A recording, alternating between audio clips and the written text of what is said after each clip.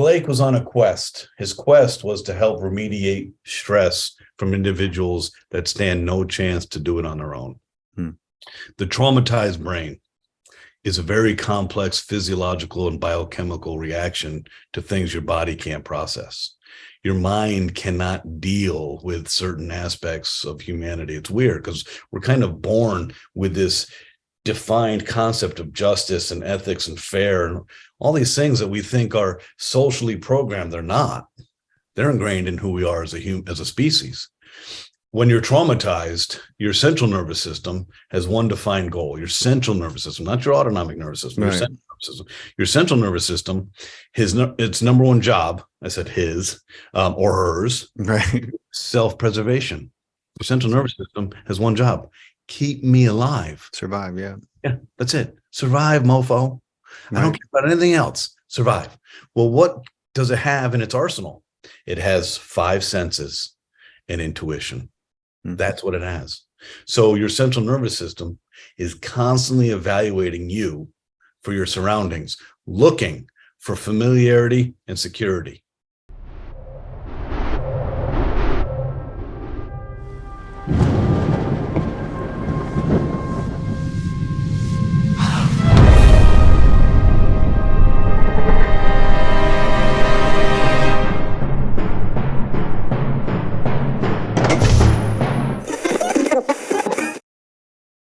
Welcome to Far Out with Faust, everybody. I am Faust Chicho, and today I'm very excited to be joined by one Jim Poole. Let me tell you about Jim and everything he's been up to. Jim is chairman, president, and CEO of Solace Life Sciences, maker of NuCalm. Now, NuCalm is a neuroscience wearable tech designed to relieve stress, improve sleep quality without drugs, and bring balance to the ever-mounting stress that society continues to heap on us living here.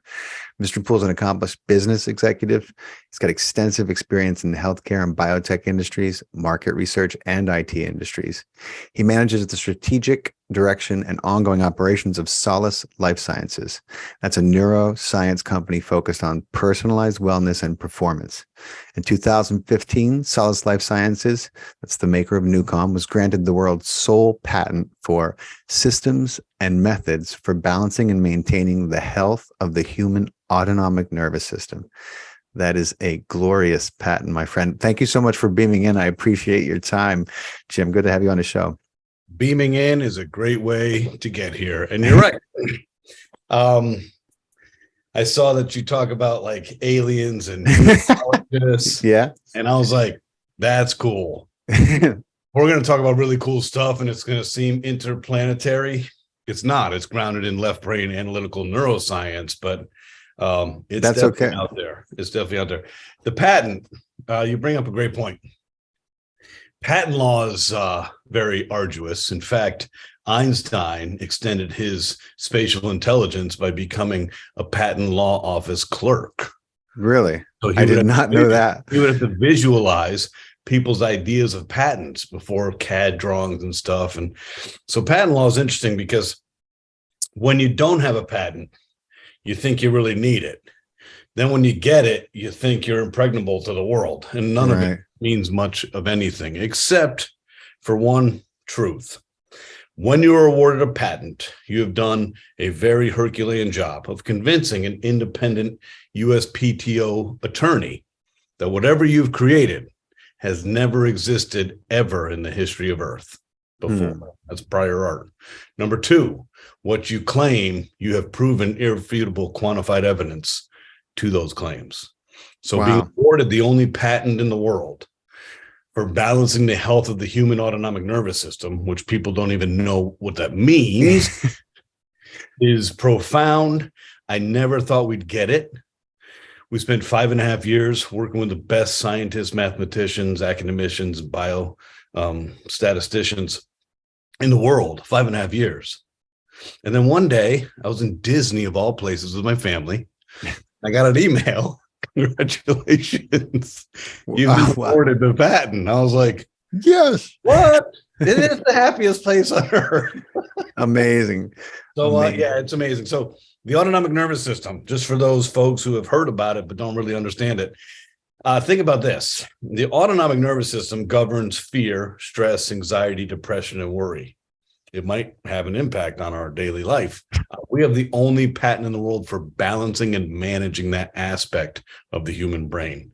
So it is a huge deal. It comes with incredible responsibility, but also I think, Faust, is an indictment of our culture. Yeah. How can one company, of all the people in the world, how can one company be the first to do this without drugs? Well, follow the money, right? Yep. Follow the money. So if pharmaceuticals are making a great living providing central nervous system suppressants for autonomic nervous system problems, they're probably not that inspired to figure out a different way. No, and that's the least of what they're doing too. But no, you're absolutely right. It speaks volumes. And this the parasympathetic nervous system versus the autonomic nervous system, I think the two are often confused. And I know a little about both of them, and I know how key they play in everyday life, and how you can keep yourself composed in everyday life, more importantly, and also how you recover from everyday life. And but I don't think most people understand the basic difference between the two. Can you lay it out quickly for them? No, I can't do anything quickly. I speak with then take your time. Then we have time. Speak with a verbosity and a loquaciousness that would make any, I love it, any jabberjaw blush. The autonomic nervous system has the stress response and the rest response. And what you just mentioned was the parasympathetic nervous system. People have not even really heard that term. They don't really know what it means. The best way to articulate it in an analogy is to think through how you feel in America about an hour after you've indulged in Thanksgiving Day meal. And say you're at your family's house. Most of the people you don't like, you see them every year. And you find yourself on the floor with your button unbuttoned and you're watching football. Petting the dog. Petting the dog. And you're literally in this space where nothing can bother you. Yeah. You really don't care about anything. That's parasympathetic nervous system dominance. Right. You're in bed. You're lying there. You're perseverating over the day, thinking about tomorrow, whatever. And there's a rigidity to your body. And then at some point, your brain starts to take a left turn and you start thinking about some weird stuff and your head sinks into the pillow. That's parasympathetic dominance. Anytime that our monkey mind is kind of liberated to slow down, to not attach to every extraneous thought, right? Isn't it amazing how passive and reactive the human brain is? We react to 1,000 thoughts an hour from external stimuli. And we think we're in control. We're puppets. It's crazy. It's like, how do we let anybody else dominate our brain, our cranium, our thoughts? So parasympathetic dominance, when you hear that term, it really just means rest and digest. It means your body oxygenating. It means your body providing nutrients to valuable aspects of your brain and your body and your visceral organs.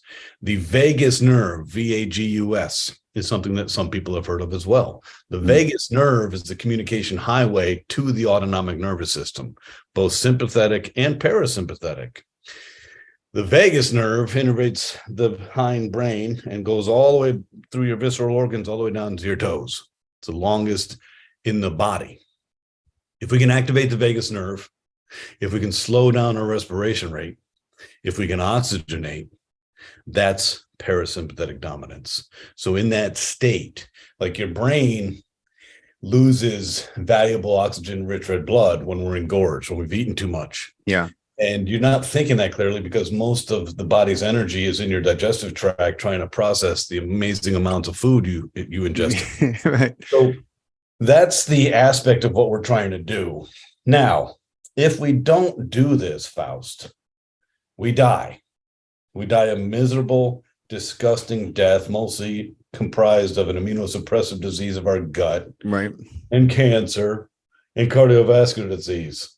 And we don't die if one day we don't get rest. We don't Right. die if 1 year we don't get rest. We don't die if a decade we don't get rest. Right. But over the course of time, age, it catches up with us. Mm-hmm. So our mind writes checks our body doesn't want to cash. All the time. I see it all the time. You know, until later in life. And then it says, Faust, are you there? Yeah. You haven't been taking care of yourself. I don't feel so good. You're not going to feel so good. Man, I see it all the time. I have like you, I have an identical twin brother. So yes, you do. Yes, I do. That's fantastic. I read that you did too. I was like, oh my God, that's great. You know, so it's been an interesting case study because our lifestyles are completely different. I mean, they were very different, and now he's starting to come closer to my path now. But you know, he has similar beliefs than me, but he doesn't have any practice. You know what I'm saying? He doesn't have any, and he doesn't have the kind of how about discipline habits. Yeah. Discipline, you know, desire.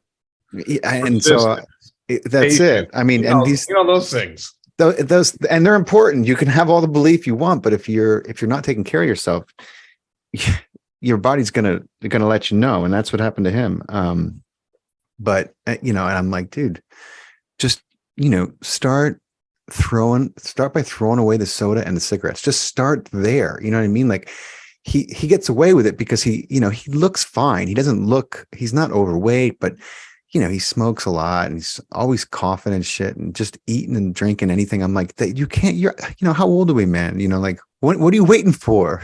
He's been saying next year for about 15 years. So we don't live with our cells on the outside of our body. His cells wouldn't be so pretty.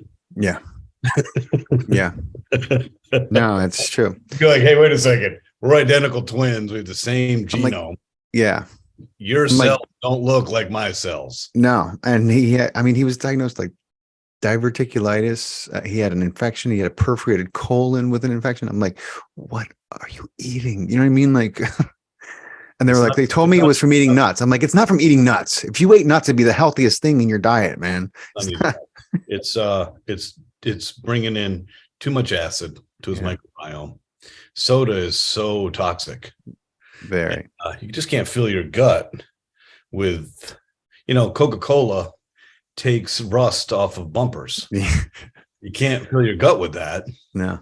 Nicotine is obviously an amphetamine and constantly cortisol. So, I mean, for everybody listening, if you don't take care of yourself, if you don't find a way to have balance in your life, if you don't take your foot off the accelerator each day, the cumulative negative consequence of not doing that ends up with this great case study. Faust and his twin brother. His twin brother is degrading.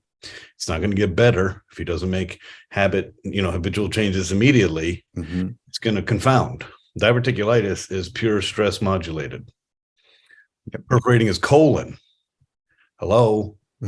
Putting too much pressure. There's too much acid going on. So my identical twin brother has been running this company with me for 14 years. I read about that. That's awesome. That is so much fun. That's so cool. It is so cool. You don't want, they say, hey, you don't mix business with pleasure. No, you don't. And you don't do business with family. No, you don't. But sometimes you can. Yeah. And it's amazing for me because I've been the president, CEO, chairman of the board for 14 years. You want a lieutenant that you can trust. How about your identical brother? Yeah, my God. Yeah. So that's worked out really well. Also, as competitive as we both were wrestlers and martial artists, and we love to fight and compete and beat the shit out of each other. Yeah. As we grew up and matured, I took a path and he respects that path and he honors that path. And there's no fighting. There's no, hey, what about me? He's the perfect complement to my skill set. Yeah. Together, we're exceptionally strong. And also, for me as a CEO of many businesses, I've never really had a confidant. Right. It's lonely at the top. You don't complain. I never speak about employees to other people. It's lonely. Well, with David, it's worked out really well to have that piece in my life. And I don't want work to be 99% of every phone call we have, but but the beauty, Faust, is what we do is so fun It's so amazing. Yeah. The opportunities we have, the opportunities we've made, the people we meet, the people we share life with. It's so freaking cool. It's just fun. And you guys are, look, what I love, and when I heard you talk, I was like, I got to talk to Jim more, because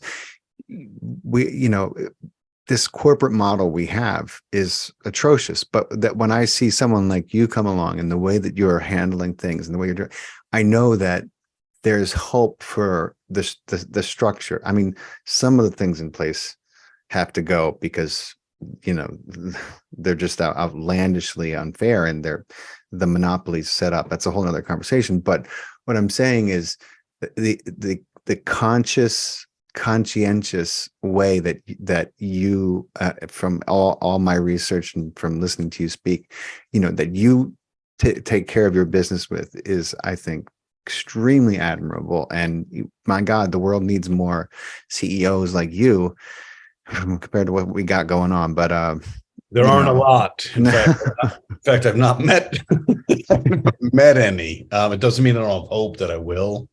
And I think, Faust, that comes from a couple of things. Number one, it comes from how I was raised.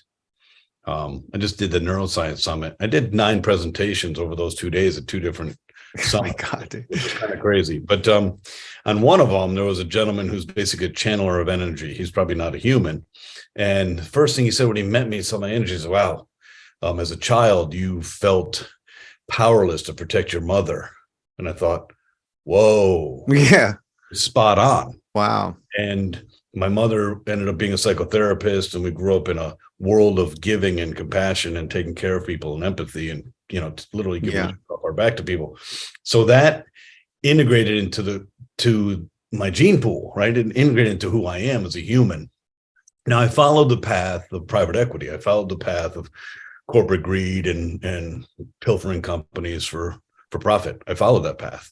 I never felt good about it. I never felt good about some of the decisions I was forced to make and live with. And so when this opportunity came, the timing was perfect. It wasn't even thought. It was just instinctual. We're going to do the right thing when nobody's looking. And we're never going to ask for credit, because that's not the purpose of doing the right thing when nobody's looking. But I always knew inherently, even though we've gone through very hard times many times, I always knew we're onto something so profound. And it's such a point in time in human race evolution. We're going to be incredibly, egregiously wealthy. But in neuroscience, and in trying to find ways to manage the human brain and all the levels of complexity associated with that goal, there are no shortcuts. Brain is so sophisticated. There are no shortcuts. And does it bother me sometimes that it's taken us 32 years to get here? Hell yeah. I wish it were shorter. Yeah. But I look at, I try to manage my own expectations, and I like history. I love learning from elder statespeople. I love learning from prior generations. And some of the friends in my life have always been in their 80s and 90s. The challenge with that is they pass. Mm-hmm. So I lose people a lot. But instinctually, I'm on a path. I'm naturally impatient, but I have to be patient because of the complexities. And I look at a few people like Walt Disney. Walt Disney started in 1923, went bankrupt or near bankrupt 7 times. Wow. Snow White, the cartoon movie, is what kept his business alive. And he died 5 years before Disney World opened. Okay, so 40 years. The microwave was invented by a physicist for Raytheon in Boston in the 1940s. Did not become a household item until 1986. 40 years. Wow. Now I'm thinking to myself, I don't want to wait 40 years. People need help. But thank God you didn't invent this under Lockheed or something like that, or you wouldn't have had a choice. Exactly. Yeah. Steve Jobs, and Steve Wozniacki in the 1970s in a garage. And 20 years later, they borrowed money from Microsoft, their arch enemy, right? And it wasn't until like 95 that the iMac became a household item. So I look at those and say, listen, when you're pioneering something, as amazing as the brain is, the brain requires a competition because it needs a point of reference. Yep. Brain needs a point of reference. This is pivotal for the brain to understand. Well, there is no point of reference to NuCalm. So that is a big challenge for us. So as you hear me speak, and you heard me speaking at the Congress, Yeah. I'm speaking in layman's terms of a Right. very, very complex science. But in reality, people are like, well, what's your competition? We have no competition.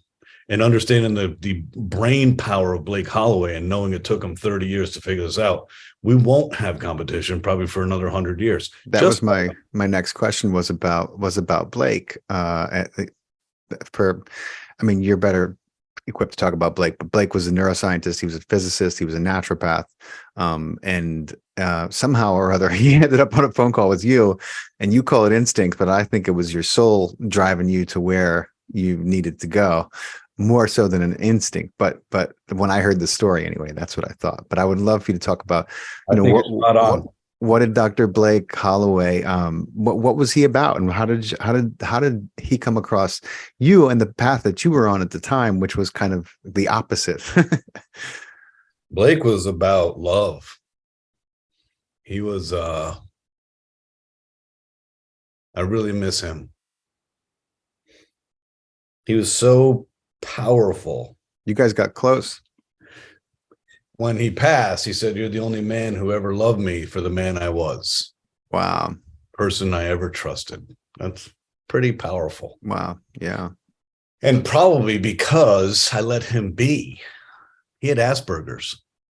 Oh, okay. You can't manage and apply executive functioning logic on an Asperger neuroscientist. Wow. It doesn't work that way. So if I were to, I had to employ every aspect of the NuCalm technology to remain patient. Oh my on God. the path, because nothing ever was delivered in any timeline. Stuff just showed up.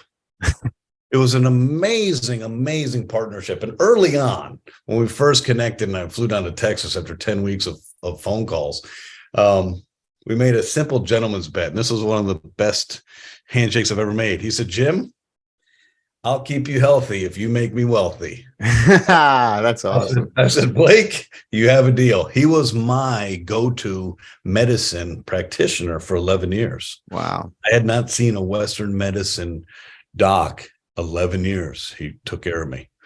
All right. So Blake, he was a neuroscientist. He was really on a quest, Faust, to take care of his own psychic pain. Unfortunately, he was traumatized systematically and profoundly sexually as a young child. And in that world of trauma as a young child, you haven't socially developed any skills for compartmentalization. There's no point of reference to what's happening, especially if it's someone who's in a position of authority. It makes it a really, really terrifying experience. Oh yeah, my God, for that person. So I think a lot of his life, he went around this world with a tremendous weight. And the weight was his own psychic pain, his own sense of self-worth, his own confusion about that. Yeah. And then secondarily was this determination to find a way to help the millions of people who have also suffered trauma.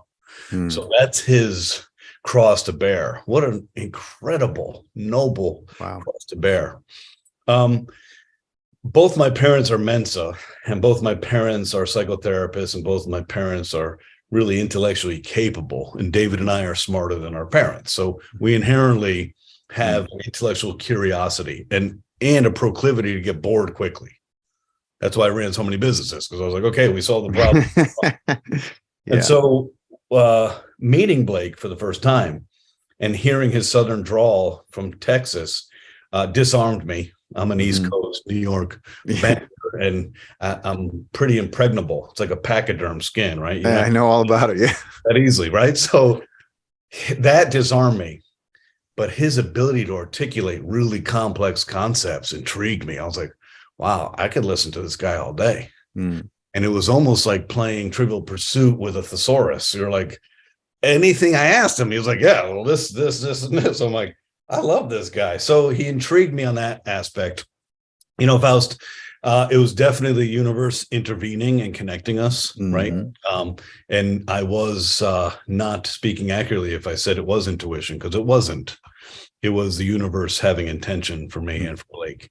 And the timing was perfect. So we had just done the largest acquisition in the history of the dental industry. And that was in 2008. The deal consummated in January. And then by April of 19, I had become bored and left that opportunity, and we moved that, but the market has started crashing. Mm-hmm. And so in private equity and mergers and acquisitions, the merger acquisition side of PE dried up. That was the last acquisition actually for Credit Suisse, DLJ Merchant Banking in their history. Wow. So then at that point, it becomes triage therapy for your portfolio to try to stave off bankruptcy. So you have that going on. So there's no targets to go to. It's retreat and triage. Right. And Blake comes to me, and the timing was perfect. And if it wasn't, I wouldn't have taken his call. So that is really interesting to me. And he said something really profound on an early call. Jim, I've invented something that quickly, predictably, and safely relaxes the mind and body within minutes with no side effects. That statement I had never heard of, nor I had never even thought of it.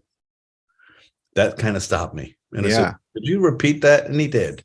And I said, "Okay, you got my attention. Where do I get one?" What are you talking about? So that's how it all started. So I'm moving fast. I'm a man of action. Even if I was harmonious in my heart and compassionate and empathetic, I didn't seem that way. I had a pretty hard shell. I was very ambitious, very aggressive, and very determined and very impatient. That was my external force of nature. Mm-hmm. Internally, I love humans, but I didn't give them a lot of time, credit, and opportunity to inspire me. I had to steamroll a lot of people a lot of times. And with Blake, it might have been the perfect time in my life. I was 40 years old. I had been doing this for a decade and more, and I probably wasn't in a good place. I'd probably end up like your brother with diverticulitis and colon. So that part helped me. The intellectual curiosity of going down the journey for the last 14 years of learning about the brain. My God. With the amount of technology advancements and understanding of the brain. We know more in the last 10 years about neuroscience than we do collectively the prior 2,000 years. Mm-hmm. So we're in this great time. We're like, okay, if you're into this stuff, we're going to have a blast. So Blake, for all of his wisdom, his heart was bigger than his mind. And I had never met in my lifetime anybody even remotely as smart as Blake. Not even. Wow. And I'll give you two examples. I sat in San Antonio, Texas, one of the world's leading cardiovascular surgeons, a man of very, very high reputation and accolades. And I was with Dr. Holloway, and we went to his office. And within 5 minutes, I witnessed this world-renowned cardiologist being deferent to Blake in the field of cardiology. Wow. I was like, you're like, how the fuck did this happen? What's happening here? Then I witnessed the same thing happen at Harvard Medical School with one of the world's leading statistical biophysicists. Wow. Same thing, different subject. I was like, okay, I mean, I don't know how to explain this guy. Right. So Blake was on a quest. His quest was to help remediate stress from individuals that stand no chance to do it on their own. The traumatized brain is a very complex physiological and biochemical reaction to things your body can't process. Your mind cannot deal with certain aspects of humanity. It's weird because we're kind of born with this defined concept of justice and ethics and fair and all these things that we think are socially programmed. They're not. They're ingrained in who we are as a species. When you're traumatized, your central nervous system has one defined goal. Your central nervous system, not your autonomic nervous system, right. Your central nervous system, its number one job, I said his or hers, right? Self-preservation. Your central nervous system has one job: keep me alive. Survive, yeah. Yeah, that's it. Survive, mofo. Right. I don't care about anything else. Survive. Well, what does it have in its arsenal? It has 5 senses and intuition. That's what it has. So your central nervous system is constantly evaluating you for your surroundings, looking for familiarity and security. Looking for familiarity and security. So for those of you listening, you'll know what I'm talking about, even though you've never thought about it. When you go to a new place, right. First night when you lie down in that hotel room, you are exhausted. Well, why is it any different if I'm in Thailand than it is if I'm home? Because your central nervous system has never been there before.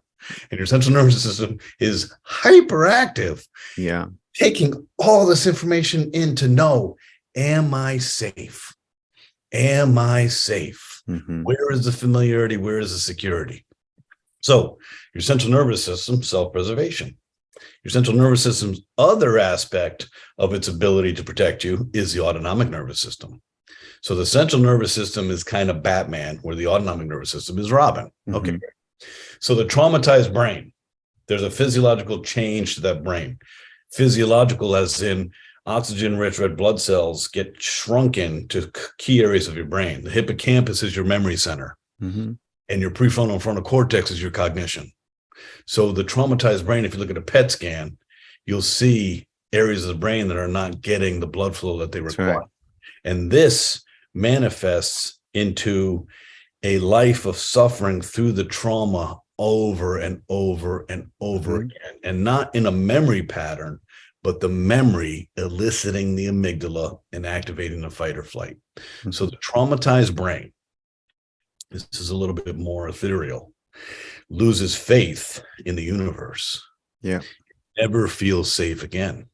The traumatized brain loses faith in you to protect you from the universe it doesn't feel safe in. Yeah. This is not a good outcome.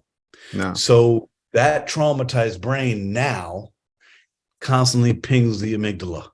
Hey, we're in trouble. Hey, we're in trouble. Hey, we're in trouble. Hey, wake up back there. Yeah. Get ready. Hey, wake up. Hey, get up. Mobilize. There's a threat. Living in that state of hypervigilance exhausts your nervous system. It exhausts your emotions. We all know that when we don't sleep well, we wake up, we're impatient, we're reactive, not that nice. Well, how would you like to take that and multiply that by 100 and live like that every minute of every day for the rest of your life? So that brain is what drove Blake to figure out a way to create NuCalm, because giving me or you, a traumatized person, a central nervous system suppressant does not help solve the problem. Nope. Because fear, stress, anxiety, depression, worry is an autonomic nervous system problem. Giving me a central nervous system suppressant is hiding the pain. That's right. It's masking it. How is that helpful for me? You get me out of psychic pain today, but you just dull my senses. That's right. You have not even begun to address the problem. All you've done is, you're basically putting a Band-Aid over a gaping wound and trying to, put a shirt over it and just say it's not bleeding. It's not bleeding. Nothing to see. That's exactly what it's going to bleed. That person ends up taking their life, and they're not cowards. They're not weak. They're just tired of living like that. Yeah. Tired of not being in control of who they used to be. And they know better. They're not idiots. You don't lose your brain. No, I mean, look at veterans. Look at the suicide rate in our veterans because of the shit that they see. And then they come back and they got no way to manage that. And nobody who understands them besides maybe some other veterans. Yes. So that's what we did. Blake began his quest in 1990. He started with biochemistry. One of the cool things about Blake and how his brain worked was he was a problem solver. He wasn't dogmatic. He wasn't focused in neuroscience. He wasn't focused in Eastern medicine. He just solved problems. And he was so humble and such a quick learner. He could learn quantum physics with a physicist in Germany in like a year working with the guy. I'm like, what? How does it work? So he was going to solve a problem. Now, knowing how the body works, the body is a closed loop ecosystem. An amazingly meticulously designed system to take care of itself. We as a species are not taking care of ourselves. Your brother putting all this acid in his body is changing his microbiome, and he's changing the body's balance. He's becoming deficient in key amino acids that help regulate that balance. Right. And the key amino acid is GABA, GABA A and GABA B, gamma aminobutyric acid. So the body knows how to regulate. the body can stay alive in any circumstance, period. It can get into balance. So Blake said, you know what? If I feed the brain GABA, the body knows how to heal thyself. That's right. So he started that path, but it wasn't enough. And so he went down the biochemistry path and said, okay, feeding the body is still not enough to override the monkey mind. That mind is still saying, hey, I don't care about GABA. I want cortisol, Right, and adrenaline, because I got a to-do list. Blake, do you know how important I am? Do you know my to-do list? So it overrides that. right. Then we started focusing on the electrical signaling of the brain. And that's where it came into this complex mathematical and algorithmic soup that's in a software underneath music that's tricking and guiding the brain. So when you look at this from a 30,000 foot view, you say to yourself, because I like logic, I say, okay, let me get this straight, Blake. The brain and the body communicate in only two ways: chemical messaging and electrical messaging. You've used both channels. Yes. Mm-hmm. So there's no escape route for the brain. No. So anybody who does this at any time, anywhere in the world will have the same experience. Yes. All right, I'm sold. Let's do this. Yeah. So that's the evolution of what we do. It's very, very, very complicated, really cool science. But here's the beauty of it, Faust. It's so easy to do. Yeah. A monkey could self-administer NuCalm in 10 seconds. Okay. It's that easy. There's a disc. This disc is the biochemistry. This disc is using biomodulation and resonance and vibration and really cool physics. It's a Tesla coil imprinted software onto a multi-wave oscillator invented by George Lakowski and Nikola Tesla in the 1930s, and it does all this cool stuff. All I do is put it on my wrist, and it activates my GABAergic system, and it shuts down what's called my HPA axis and my body's ability to resist through adrenaline. It's like having a glass of wine or two with no cognitive impairment. This makes the experience faster, deeper, and better. Wow. Great. Then I get an eye mask. We're visually stimulated by light. Yep. 80% of the cerebral cortex is a visual cortex. We're getting so much information. It disallows us to relax, meditate, sleep with our eyes open. So eye mask looks like a bra. So a training bra for young boys and girls, right? And then I take a pair of headphones and I turn on my app. We basically have simplified this to a level where we're placing $38 million of the world's most advanced neuroscience platform in the palm of your hands in an app. And then you choose your selection, headphones on. Eye mask on, Within about 4 or 5 minutes, your brain is entering the departure lounge. So the brain oscillates in a frequency range of 41 hertz, and it's simply a frequency. There's an amplitude and a pace. And there's 5 categories of human brainwave function. The slowest waveform is delta, theta, alpha. Those are the sleep architecture. Right. Beta is the broadest range, and that is alert, thinking, stress, high stress, total anxiety, total fight or flight. And then above that, 39 to 41 hertz, is this sweet spot called gamma. Gamma, yeah. And gamma is amazing. We're just learning a lot more about gamma. Yeah. But gamma is fascinating to me because, let me get this straight. You go from alert to clear thinking to stressed to highly stressed to panic attack to full cognitively dissociated fight or flight. And then above that, there's this little transcendental, mystical, supreme. And I'm a student of Dr. Joe Dispenza's, and so we look at a lot of brain scans of some of his meditators, and some of them, you see them, they go into, and it's just amazing how it just goes from, and all of a sudden you have this intense coherence in the brain scan, these long, huge waves, but they're so beautiful and symmetrical. And it's like, holy shit. And the neuroscientists who are watching are like, the person's having a seizure. They don't know what's happening, but these brain waves are so fascinating. It's crazy. But not having a seizure. The person is reaching in light. What's funny about it is there's 2 sides of gamma. One, there is higher consciousness, synonymous with being a monk. 2, there is an activation of the gross motor cortex, sensory motor rhythm, olfactory, and peripheral vision. Yes. You're in a position of high performance, peak activity where you make no mistakes. Mm-hmm. And to me, when I listen to Ignite, I want to throat punch my grandmother. Right. I get so aggressive, and that's what most people do. So it's really fascinating. So those are the 5 categories of human brainwave function. Blake created a software using algorithms and physics and mathematics. It's a huge software. One NuCalm track I listened to Rescue today. One NuCalm track, say Rescue 50, is 1.49 gigabytes. Think about that. Music is like 5 megabytes, 6 megabytes, 1.49 gigabytes. It's a lot of data. That's how much complexity is required to trick the brain. So underneath it is this physics, and then we use music.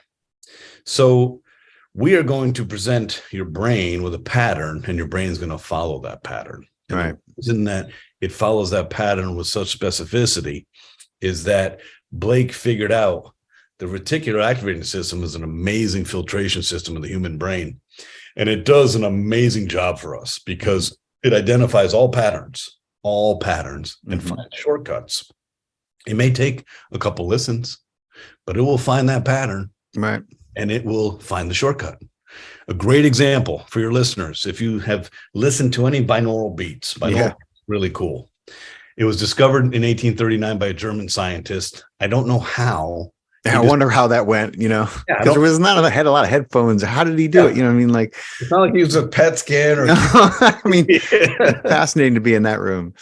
So he discovered this really cool compensatory nature of the human brain. And he figured out that if you pulsate a frequency in one ear and a different frequency in the other, the brain subtracts the difference. Doesn't add upon it, doesn't, create symmetry. It subtracts the difference. So this binaural beat. So if you've ever listened to a binaural beat, rest assured, here's been your experience. Number one, the first time you try it, boy, man, it grips you. Yeah. Go wherever you're intended to go, from delta to gamma. The second time you listen to it, it's really good. The third time you listen to it, it's adequate. And the fourth time you listen to it, it's garbage. Right. Your brain has figured out the pattern. And your brain says, dude, I've been there. Yeah, we know how this is going to go. Exactly. So that aspect of this is really important. Blake knew that. He said, listen, if we create a simple pattern, the brain will figure it out. So he has a nonlinear oscillating algorithm.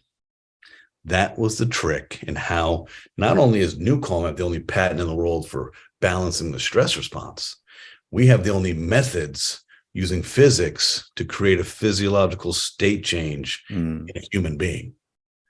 That is insane. That's amazing. So the algorithm, is the algorithm part of the way that is executed? Yes. That's incredible. So it's cool, Faust. There's 2 things that happen. Number one, you will never gain resistance to NuCalm. So 2 days ago, I celebrated 13 years of running this company. I'm now beginning my 14th year.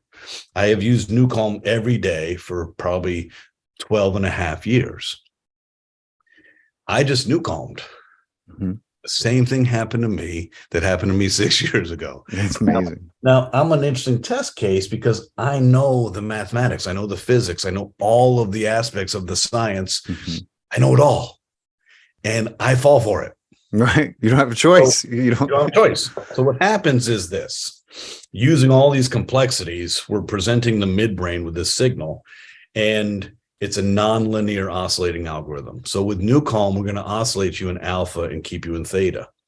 But to get there, we start with a departure lounge. The departure lounge is us seeking permission from your central nervous system, which is designed to keep you alive. And it's saying, hey, Faust, we're going to take you down to 9 hertz. We're going to take you up to 13.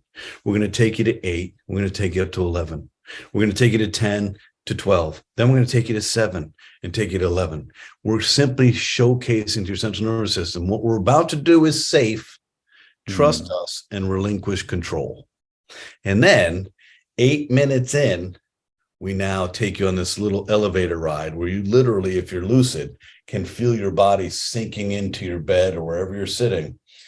You might get tingling in your hands and feet because we're pushing oxygen-rich red blood cells there. You might have twitching because you're releasing muscle tension, but you are now feeling the force of gravity, 9.2 meters per second square, which you don't normally because you have adrenaline, and your mind starts to slip into this lucid state.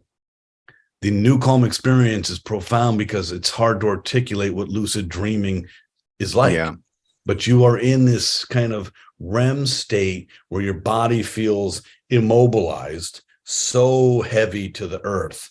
Your respiration slows down, but your mind wanders. Now, why does your mind wander? Because it's a non-linear oscillating algorithm. And that little bugger, the reticular activating system, is active trying to figure it out. So it's like, hey, naturally. So you can't meditate in NuCalm. When we first starting this early on, because we didn't invent this, we had such a curiosity. We're doing all this crazy shit. People were like, hey, count to 100 in NuCalm. No. When they got out, they were like, so how far did you get? I was like, oh my God, I forgot I was even counting. Like 20 before I didn't even understand what I was even doing. So that's the process of NuCalm. And does it sound intangible? Yes. Does it sound far out? Yes. It is so predictable. It is so powerful that any human being, from in vitro, a fetus, to someone who's 100 years old, across any aspect of this world, any geography, any disease state, the same thing happens. The gamma aminobutyric acid disc, the GABA disc, shuts down your adrenaline and makes you a more permeable patient for the physics. Then you put the eye mask on and you're listening, but your brain can't hear 8 hertz. It's inaudible to the human ear. You can't hear that. Dogs, cats, horses can. We do a lot of NuCalming with dogs, cats, and horses. It's wild. Seriously. But so you just lie there. Here's the value of what we're trying to do. When your brain is in theta, you are healing. Yes. When your brain is in theta, your cells are restoring. When your brain is in theta, even if you have an anxious thought, your body has no reaction. This is the healing zone. And rest assured, when you are a traumatized victim, you spend no time in theta because your sleep architecture is compromised by the memory of the trauma. You never get rest. You never get into theta. So we put you into theta and we put you on a journey to heal beginning with day 1, period. Just, hey, let us liberate you. Let us take all of your fear, all of your stress, all of your worry, all the things that have consumed your soul, and let's put it in the garbage and liberate you to become you again. And it's an amazing gift. It's an amazing thing to witness. We call them NuCalm tears. I mean, there's been thousands of people that have hugged me with their soul. Simply because our tech has given them relief that they'd never thought they'd ever feel. And they forgot how powerful that was.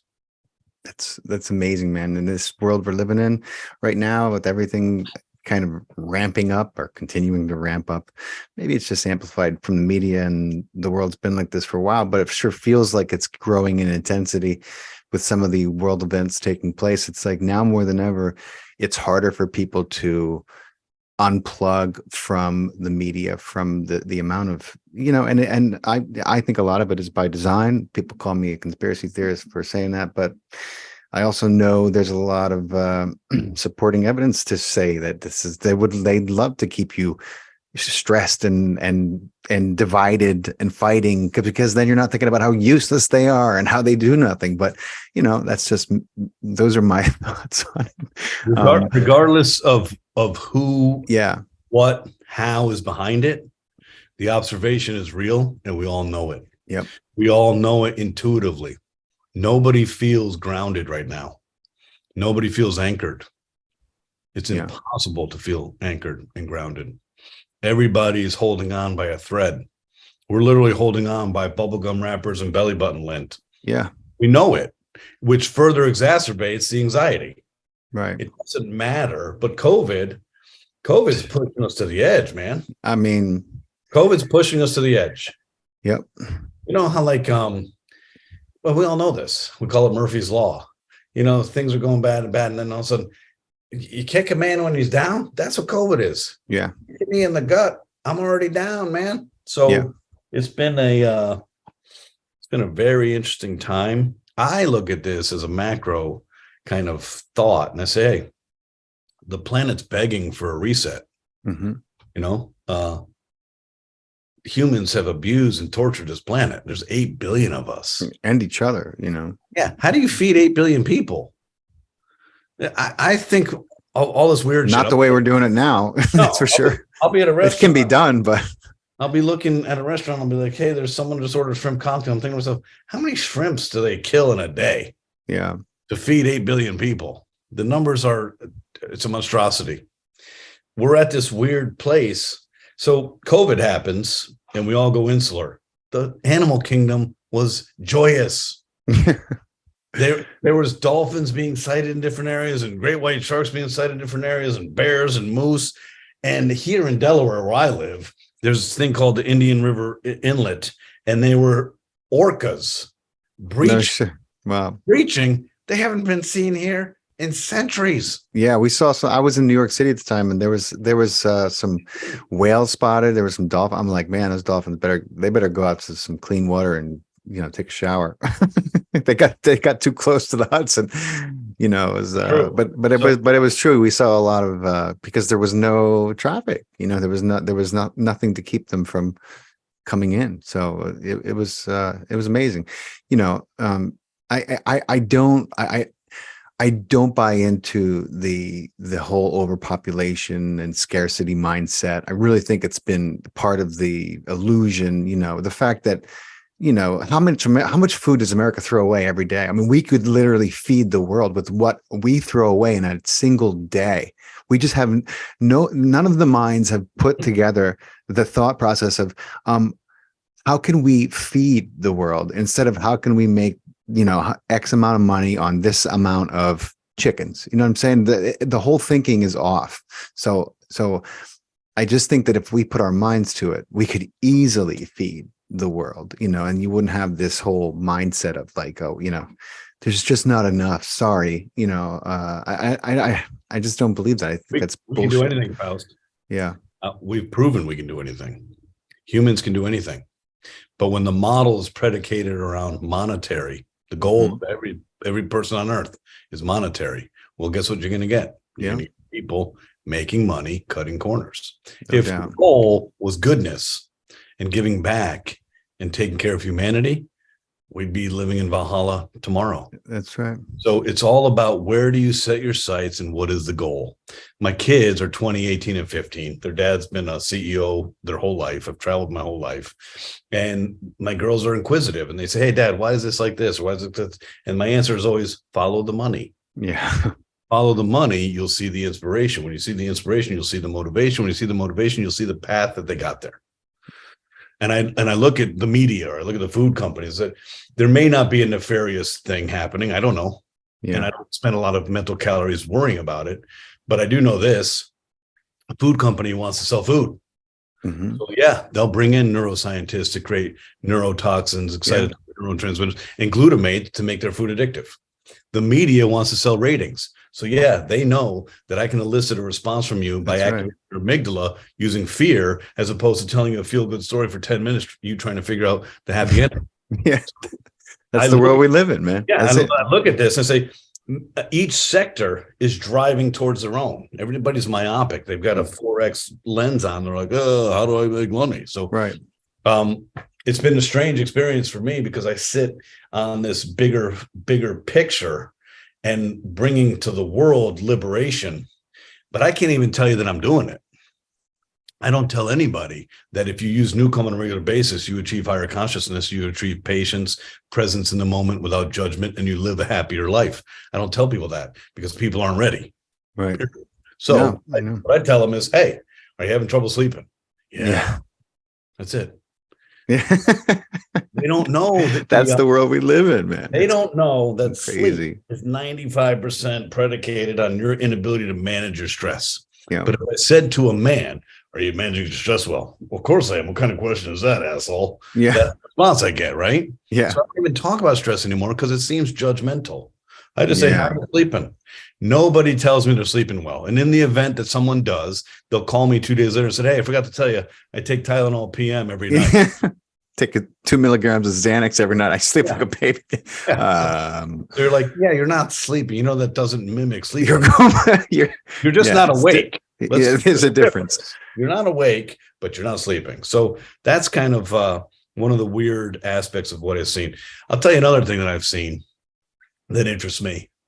We're amazingly insular in our thinking. Mm-hmm. We think we're completely unique, which is insanity. Yeah. If you saw a 1,000 wildebeest running down the field, they all look the same. Well, when the wildebeest looks at us, we all look the same. We are the same.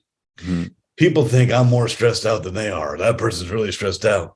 And I think to myself, you have no idea how the body works. This stress catalyst is unique to you. Sure. You've got cancer, you've got addiction, you got whatever it is. Right. But the stress response, the amygdala firing to the HPA axis to adrenaline and cortisol in your belly is exactly identical to every human being on earth. So when we understand that foundational piece, we'll stop being less judgmental. Okay. Yep. And then maybe we'll have the self-awareness to say, hey, his behavior is simply the neuronal circuitry of his brain. So people, when they're fearful, there's two things that usually happen. They either respond by anger or they respond by isolation and sadness and it's me. That's how they're wired. Right. And we're so judgmental of everybody. Hey, they're acting like this. Or I don't look at it that way. I said, clearly they're stressed. People will call us up and say, wow, you need our product more than ever. I'm glad. Thank you very much. Right. Yeah. We turn assholes into good people. That's because they're absolutely stressed out of their marbles. And that's what it is, and that's the first thought I had when you were mentioning this earlier was, what the number one byproduct of stress is assholism, for lack of a better term. Okay. Like you literally become a dick. I mean, I'm using some terrible words, but you know what I'm saying. We'll say douchebaggery. Yeah. I mean, this is the number one symptom and side effect. And you meet people like this and you're like, my God, man, this is where the expression slow down and smell the roses came from. You are fucking giving everyone anxiety the way you're walking around.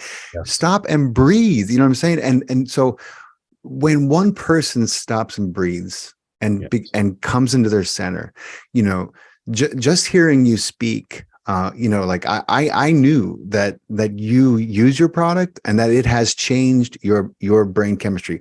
All I needed to do was listen to you speak, because I could feel that and it reverberated in me. And I know a little something about having to change your brain chemistry in order to operate in the world in a more peaceful and enjoyable fashion.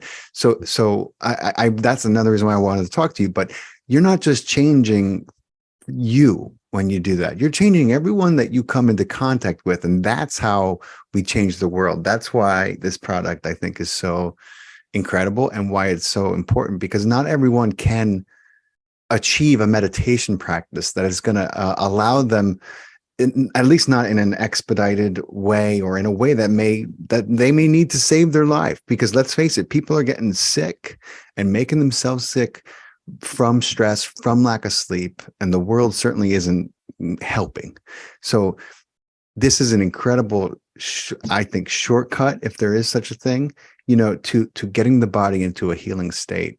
You're exactly correct. This is exactly that. It is a shortcut that's tried and true and proven. It is a shortcut. It is a catalyst to meditation.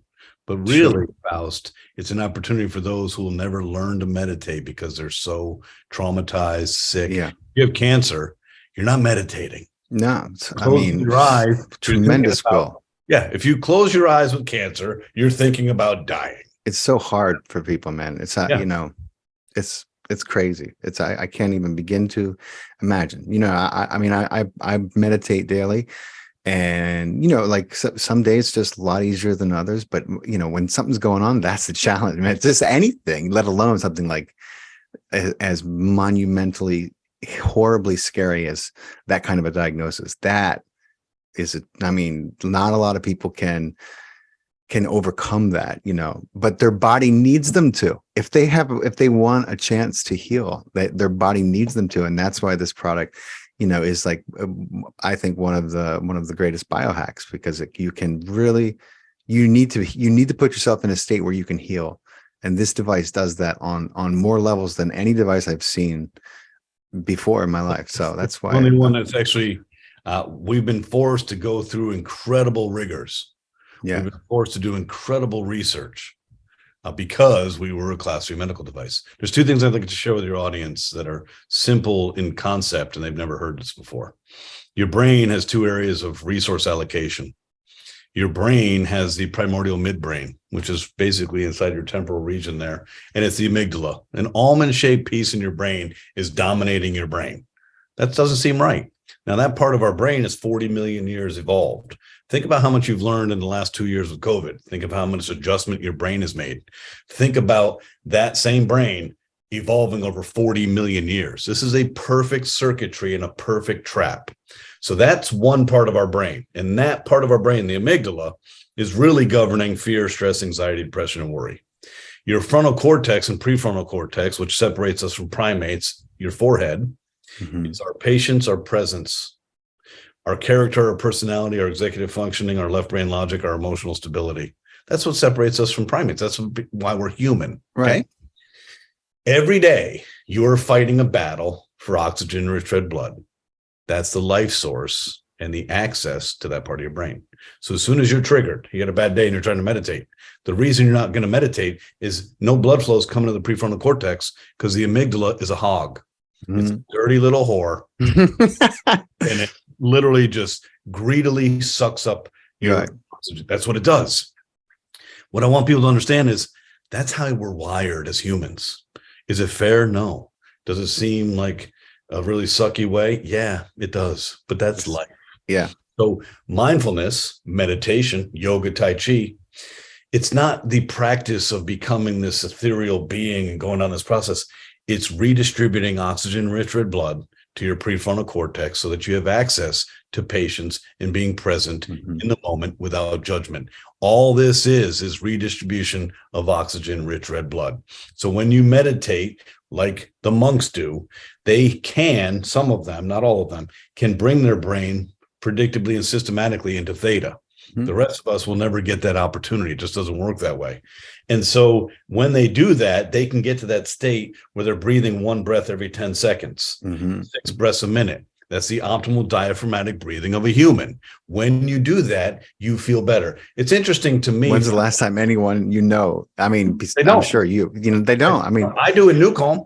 Yeah. If you have pulse ox on me, I'll go to 99% saturation within the first amazing. minute, right? So what's amazing to me is that we're so ego driven. We're so insular. We think our problems are the only problems of its kind in the world. We think that our life and all is us. It is a fallacy and it's insanity. And we're not taking care of ourselves ever. And we don't pay attention to things that are intangible. We don't pay attention to stress. We keep on, writing checks and body can't cash, right? Yeah. So it's all about redistribution of that piece of our brain. When we can do that, we win. Because when we do that, we become able to be responsive to the same stress instead of reacting. And what you see in today's world and every interaction with humans is a reactionary fight or flight mechanism. And it doesn't have to be that way. NuCalm is by far the world's most powerful tech. We've proven this ad nauseum. And your audience should know these things. Number one, we are the only technology across the United States FBI. You've probably heard of the FBI. They're probably not going to bring something in that doesn't work. They're probably going to test it. Right. Only modality for expedited recovery without drugs and sleep is NuCalm. Nice. We've been working across the Department of Defense and giving these soldiers the opportunity to perform at very high levels under stressful conditions and keep themselves alive to protect us so we can live this glorious life. We've been working with them for 13 years. Wow. Special Forces, Navy SEALs, Air Force Special Operations Command, BORTAC, BORSTAR. We have been working with the world's best athletes for 13 years. An athlete is incredibly ritualistic. If they find something they like, they'll use it. Yeah. We love that regular pattern. But an athlete won't use something twice if it doesn't work the first time. We have worked with the best athletes in the world. Tony Robbins and I trained the Golden State Warriors together. We trained the Washington Capitals together. We've worked with the Philadelphia Eagles. They won the Super Bowl. The French World Cup team, they won the World Cup. You get the idea. The Chicago Blackhawks, the Chicago Blackhawks trainer, Mike Gapsky, credited NuCalm with winning the 2015 Stanley Cup on record. No shit. Without NuCalm, we wouldn't have won the Stanley Cup. I was like, what? He said, Jim, we have a skilled team. The Stanley Cup playoffs is a battle of attrition, and they just beat the snot out of each other 7 games. Yeah. They know each other. And if my players are looking behind them playing in fear, they lose, but they weren't. And if they had a bad game, they'll perseverate over it for weeks. They didn't, because they cleaned the slate. Mm-hmm. The most impressive aspect of our trajectory in our 13 years of helping humanity is we've done over 2 million surgical procedures replacing general anesthesia. There's no technology in the world that I'd recommend doing that with. Hey, try this with Muse. Hey, how many did you say? 2 million? 2 million. Hey, try this with Muse. Try this with Calm. Hey, you're gonna have cardiology catheterization tomorrow. Put Calm on, and you'll be fine. Yeah, good luck. So You're right. There's a lot of gadgetry out there simply because of capitalism. The sleep industry is $615 billion globally right now. Wow. There's shit coming out left and right, but it's all voodoo and garbage. We don't understand the neurophysiology of sleep, but I can tell you this: buying a bed is not going to solve your problem. Buying a bed or sheets is not going to solve your problem. This is the neurophysiology and biochemistry. You still have to go to sleep. The sheets are not going to do it for you. The sheets may change some of your body chemistry, but they're not going to exactly. You are deficient in GABA. You are deficient in serotonin. That's the problem. Your neuroscience, your neurophysiology, neurochemistry is out of balance. That's why you're not sleeping well. You could sleep on the sidewalk if you had good sleep architecture. Yeah. So we're so easily duped because we're hopeful, and all these companies are coming out with garbage. For 14 years, I've been lecturing about complex applied neuropsychobiology to the medical community, selling a $6,000 class 3 medical device. And now I look around, I'm like, what is all this shit that's coming? You're surrounded, I'm sure. It's garbage. Yeah. Hey, how's this work? How's that work? I said, we have no competition. If you met Blake Halloway, you'd know what I'm talking about. We won't have competition for 100 years. The only competition I see, Faust, is simple: drugs and alcohol. Yeah. Because the human brain knows precisely, Jim, you're having a bad day. If you go to the bar right now and have a beer, I guarantee you we can handle our problems tomorrow. But you're going to feel good at least tonight, you know. That's how it works. So we're here. We're here to help. We're helping people all the time. It's an amazing gift. And we do the right thing when no one's looking. We've been helping stage 4 cancer for 13 years, keep people alive, people who've been given 2 weeks to live. They've been completely obliterated through the complex maze of the oncology system of Western medicine. My God, don't get me started. They're so confused and fearful. They're like, I'm done. I said, you're not done. I said, I'm not here to cure you of cancer. I said, but when's the last time you had any moment of peace of mind? When's the last time you woke up and slept well? I'm going to give your body resilience, lower your inflammation, and give your immune system the opportunity to right the ship and keep you alive. How freaking amazing is that? Today, you know, it's Cancer Awareness Month. If you have cancer, it's Cancer Awareness Minute, motherfucker. Right, exactly. Every minute of my life, I'm thinking about cancer. You know, and that's fucking that alone is that not being able to stop that thought would make a healthy person have cancer. That's how toxic that kind of thinking can be. And if you can't figure out a way out of it, that is a ticket to an early grave. I don't care who you are. And one thing that's weird to me too, Faust, is two aspects of the cancer. I love working with cancer patients. I love it. Next week or the week after, I'll be working with probably 40 stage 4 cancer patients under the guidance of Dr. Janet Ranicky. We've been working together with the Comprehensive Cancer Wellness Program for 8 years. And it's the best work I'll ever do because you're giving hope to people that have lost it. Wow. That's amazing, man. What we forget about is the people around them. You know what it's like to witness someone dying? We don't take care of them. We don't take care of the support people. It's like, well, hey, hold. Secondly, when you have cancer and you're lucky enough to fight it and go into remission, you never lose the thought that you're going to get it again. Yeah. That's a horrific way to live. Always looking over your shoulder. Yeah. I think about that. Like, how do people deal with that? It's like that.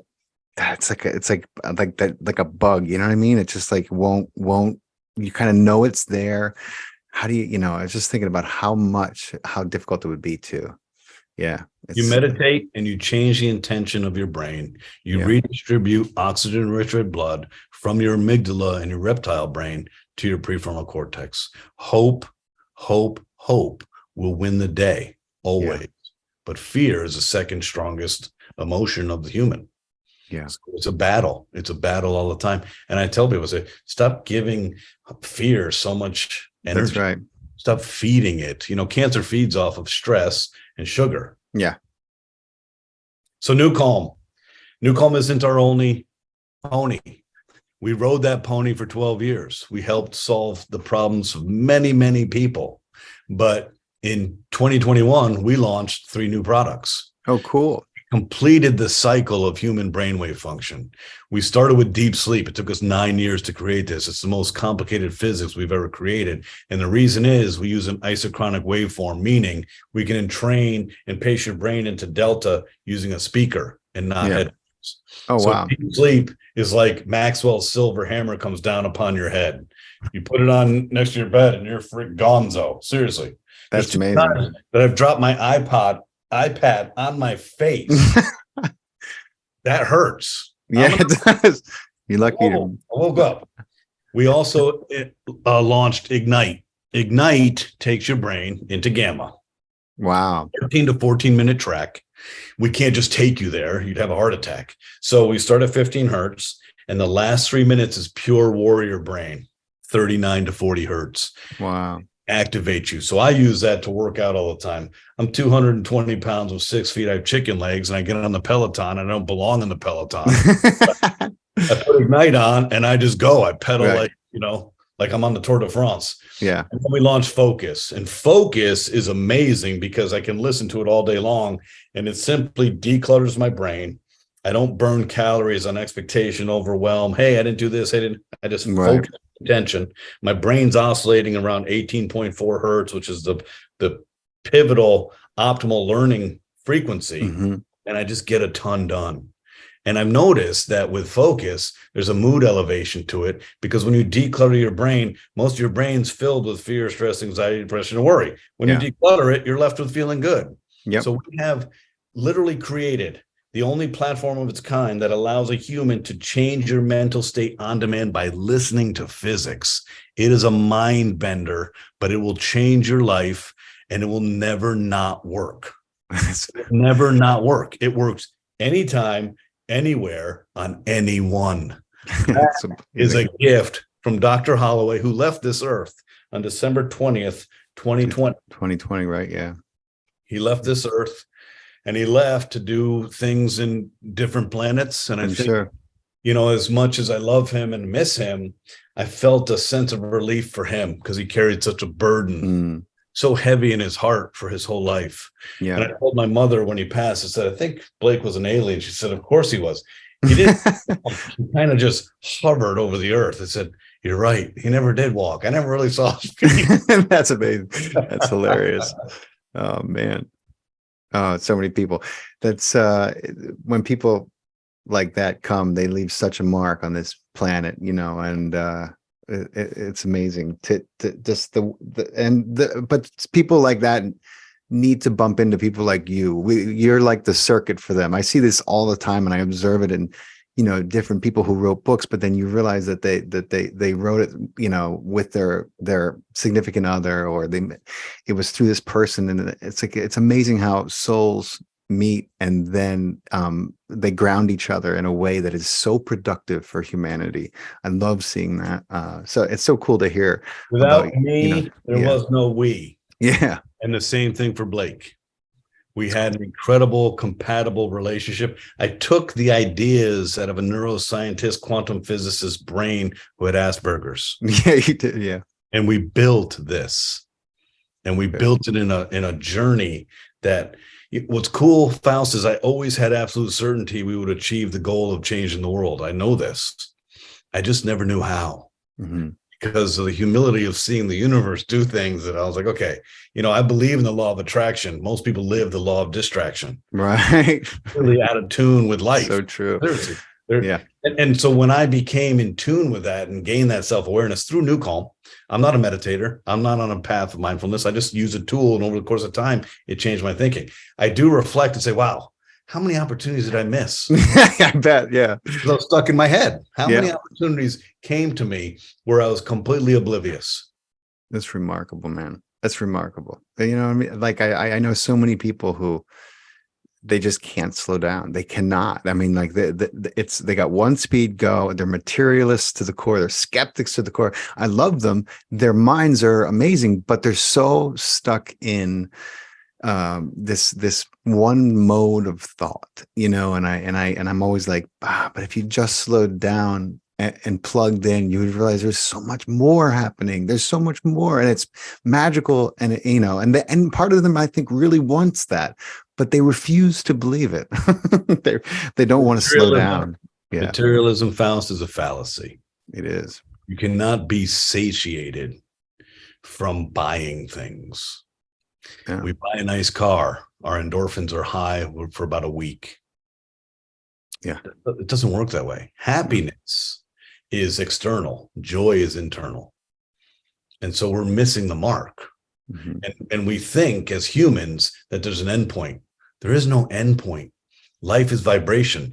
You're not going to be the same person a minute from now. Mm-hmm.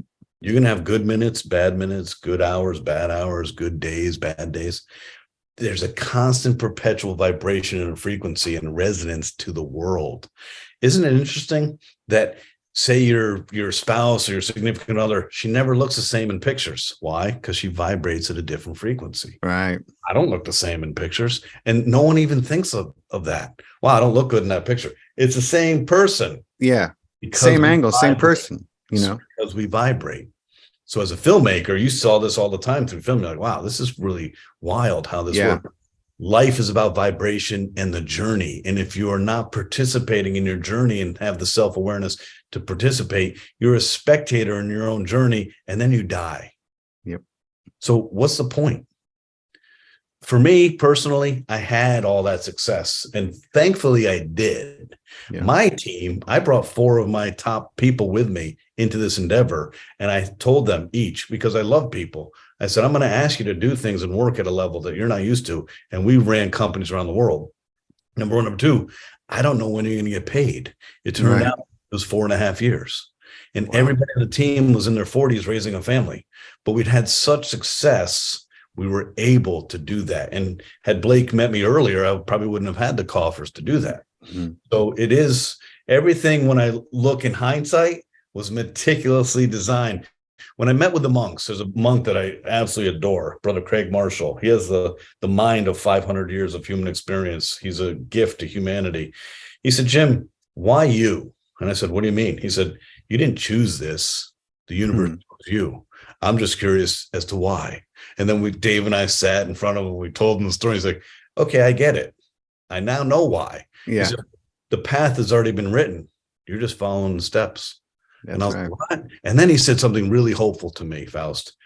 He said, the world seems chaotic, doesn't it? He seems disorganized, doesn't it? He seems like we're in a race to erase the human race. Yeah, it does. Wow. He said, it's simply because before transition and the next level of human consciousness, things get crazier. Yep. And they're going to continue to, but have hope, because we're about to reach another level of enlightenment. That's right. As a human species that the world can't even understand today, but we're going there. So I don't, hopefully it happens in our lifetime. That'd be amazing. Yeah. But that gives me hope. And I do see, and I know you do too, I do see a group of humans that are connecting on a conscious level that I never thought possible. I have developed a network of friendships and love with people that I never thought I'd meet. Right. And it's about resonance and heart. So you're in that room and you're in the back of the room, but you could feel the resonance in my heart. Absolutely. So you and other people, we feel this. Yeah. And we're like, okay, you reach out to me. Hey, I was in I was the guy in the back of the room going like this, Yeah. And so, hey, I'd like to talk to you. Let's do it. Let's go. Yeah. And then So I learned about you, and I was like, and I see now why not only I wanted to talk to him, but why he resonated so much with me. We have a lot in common as far as our backgrounds go. And I listened with my heart. I had to learn how to do that because, like you, I had a very Iron Man like response to things growing up the way I did, and experiencing some of the trauma that I did. But I learned to listen with my heart, because the heart has its own set of neurons, and it can interpret things that you can't up here. And so you find that happy medium where life is much more interesting, I think. your heart has hope. Yep. Your gut has fear, and your mind basically rationalizes whatever choice. That's how it works. Yeah, basically, that's it in a nutshell. So you follow true. your heart, because you follow your heart and you take that risk. One of the best quotes from one of my dear friends who passed, he was older, Dr. Omar Reed, he said, "What is trust, Jim?" He said, "It's voluntary vulnerability." You literally volunteer yourself to become vulnerable, and you only earn trust by giving trust. Mm-hmm. And unfortunately, Faust, too many people are not in that state and space that we're in. They don't have that self-awareness, and we will continue to be burned by trusting others, but knowing that we have to take that risk It's to the get only way. the reward of trust. So That's right. another Over thing, and over, you do it out of love. we do it out of love. Yeah. And one more quote that I love from Omar. He said, "Worry is interest you pay on a debt you don't owe." I love that. Yeah. And I love that. I was like, I'm not giving any calories to worry anymore, because you're right. Say that again one more time. Worry is interest you pay on a debt you don't owe. Now, I have 3 girls, and their brains are conditioned to worry. And I say to them all the time. I say, stop feeding worry. It will never serve you well. No, it serves no purpose. It doesn't. Not Worry, one human on the planet has ever been helped by worrying. Not one. Worry is fear that hasn't grown up yet. That's it. No. It's like, wait a second, huh? It's useless. It's really, it's never helped anyone. I try never to do it. It's easier sometimes than others, but Jim, this has been incredible, my friend. I so enjoyed our conversation. I want to ask you one of my favorite questions before I let you off the hook. And I'm excited about what your answer might be. Just coming into the place where you are now. You understand as well as anyone how we are all products of programming. Not only biological programs, but societal, cultural. There's a lot of different programs at work. The same way we see in our computer systems. Human beings are very, very similar. In fact, our computers are based off our neurology. So I know full well the power of programming and how it can make or break, an individual's experience and, moments into years, into whole parts of their life.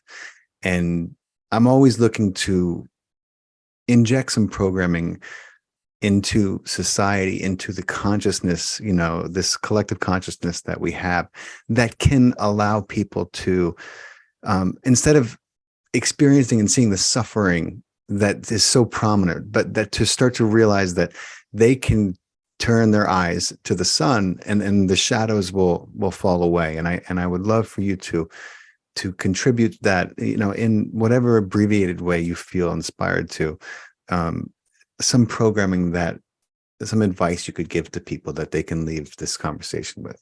I would love that opportunity. Thank you. Number one, stop being so hard on yourself. We're all victims of being really hard on ourselves. We look for reasons to feel shame and guilt and confusion and regret. And that's not how life is supposed to be built. That's number one. Number two, the path to rewriting the wiring is self-awareness. It all starts there. And without that, you're going to be stuck doing things that create a cycle of shame and confusion and guilt. And you don't know how you can get out of it. It's because you're not allowing yourselves the self-awareness to first. This isn't about regression psychotherapy. It's not going back to the womb, sucking your thumb and trying to figure out where it went wrong. It's starting to identify what are the patterns of your behavior that you don't like doing. And understanding this, the central nervous system is a creature of habit. Normalize the most insane circumstances in the world. Normalize everything because of the resilience of the human condition. I'll give you a crazy example. I work with an organization that rescues people from sex trafficking and sex slavery. Okay. There are people that get rescued 4 or 5 times. How the hell does that happen? There is a 67% recidivism of sexual slaves because when they get rescued, the discomfort of what they don't know brings them back to the sex slave. 6-week window. This is insane. That is fucking mind-blowing. And if that doesn't help you understand the power of normalizing being a creature of habit, then nothing. Yes. So you have to, number one, give yourself a break. Number 2, create some sense of self-awareness. Stop, pause, and just reflect on what are the things I don't like doing? What are the things I do that I don't want to continue to do? That will begin to open up this trajectory of discomfort. It is discomfort to change and grow, but that opportunity opens your life to access to joy. Yes. Access to happiness. And the law of attraction deems that people that resonate with you will find you, as opposed to you living in this fear-centered existence that has you repeating this weird, there are times in people's lives and there's things that are so profoundly negative, such as reactive attachment disorder if you're abandoned as a child. Yeah. The profundity of that is so hard to overcome. That's a challenge, and it's going to require not only NuCalm and mindfulness, but a lot of psychotherapy too. But for the rest of us who are on this kind of continuum of neurosis and pathology and trauma, we all have trauma. Right. No one gets out unscathed. Nothing. Nobody gets out unscathed. We all have a genealogy that has some history of drugs and alcohol abuse. Why? Because they were traumatized. Right. We don't need to stop and say, well, this is why. Today, you're alive. You're alive today. Your life is happening today, right? So embrace that opportunity and say, what do I want? It's so fascinating to me that we've known for thousands of years the same messaging. You are what you think you are. And we still haven't figured out. We still our amygdala says, that's voodoo. That's garbage. Don't believe that. Start worrying again. Yeah. Right? So have it. Be nice to yourself. Be kind to yourself. Self-love. Yes. Not selfish. No. Create some awareness to what you want. That's an act of self-love in and of itself. That's it. And go get it. Because, we're all going to leave this earth. We're all going to come back in some other form. And why? Yeah. Why wouldn't you? I say, so say you miss doing something. And I said, reflect on it. September 6th of 2011, what part of your to-do list changed the world? Nothing. It's like that every night. Right. People don't go to bed and rest their head satisfied that they got their to-do list done. And I challenge them and say, what exactly on your to-do list was so profound? Right. Give yourself a break. Take a breath.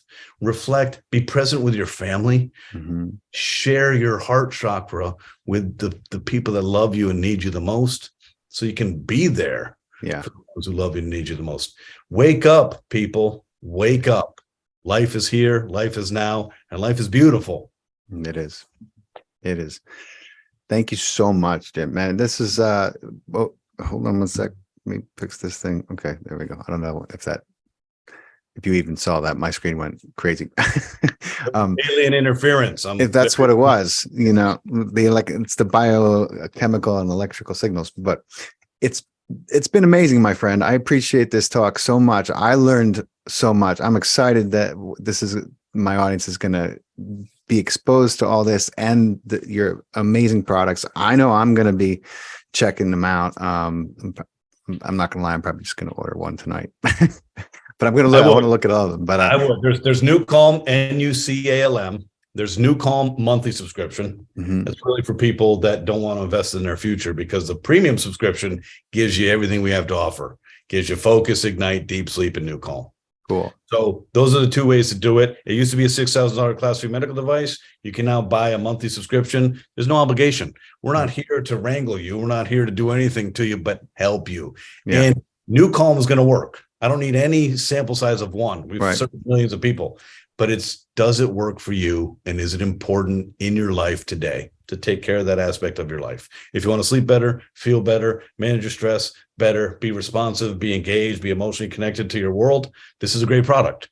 If you don't want that and it's not right for you right now, and you still want a AAA personality and run through walls and sleep 3 hours and think it's a badge of honor, we'll see you in a couple of years when cortisol finally gets the better of you and you have diverticulitis and your colon's perforated. And you're taking the thoughts right out of my head, Jim. Oh man. Thank you so much, my friend. I appreciate your time. And I will be in touch with you when we get this thing up and going, when it's going to premiere. I'll send you a link and all that. And it's been real, my friend. It's a pleasure. I appreciate your time so much. Wonderful. Thank you. And thank you, Jim. To you for being a promulgator of great information to the world. Really appreciate that. Thank you, my friend. I appreciate that. Have a good one. All right. Be well. Take care. You too.